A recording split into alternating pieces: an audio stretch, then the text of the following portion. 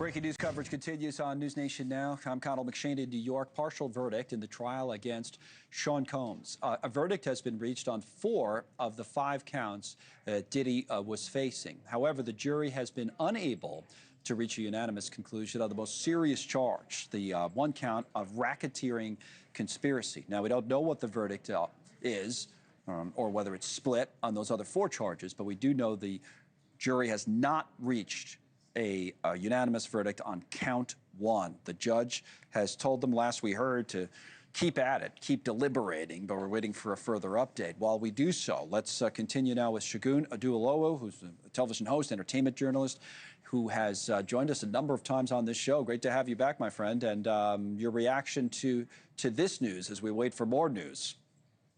Not really surprised, Connell, because when you and I started talking about this case, we always knew that racketeering was going to be the most difficult to prove. How do you say that his music empire was really a front to engage in all of these illicit acts? Listening to the legal minds that were on before me, I agree with some and disagree with the others. I do think that the prostitution charge, counts 2 and 3, seem to be slam dunks for the prosecution, right? It brought prostitutes across state lines or engaged in sex acts by force. But the racketeering charge, which carries the largest sentence, them being deadlocked, I don't think, as one of your guests said, that there's going to be a mistrial, not just with the 4th of July coming up, but imagine having to retry all of this. Cassie, when she was on the witness stand, was pregnant. She's since had her child. I don't think the state wants to go through all of this again. So let's wait and see if more deliberation will happen. Not today, I don't think there's going to be. Not today. Believe there'll be a hung jury. We just got a note from the jury that they've concluded for the day, okay?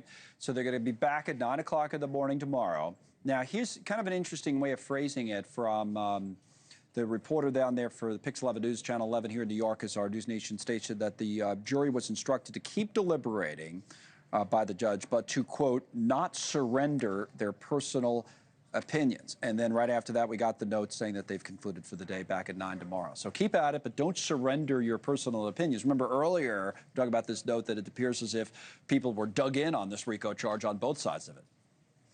Yeah, they have been dug in, and I feel that that kind of admonition by the judge is a little bit of lip service, like keep deliberating, but don't give up your opinion. Well, it's their opinions that they won't give up, which is why they keep deliberating.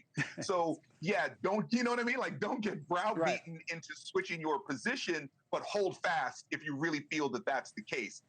That seems like splitting the baby way too much for me. I think they are going to go back and deliberate, but if they're dug in on the racketeering, that is the hardest one to prove. Thank you for watching. Subscribe below and download our News Nation app right now on your phone, and you will get fact-based, unbiased news for all Americans.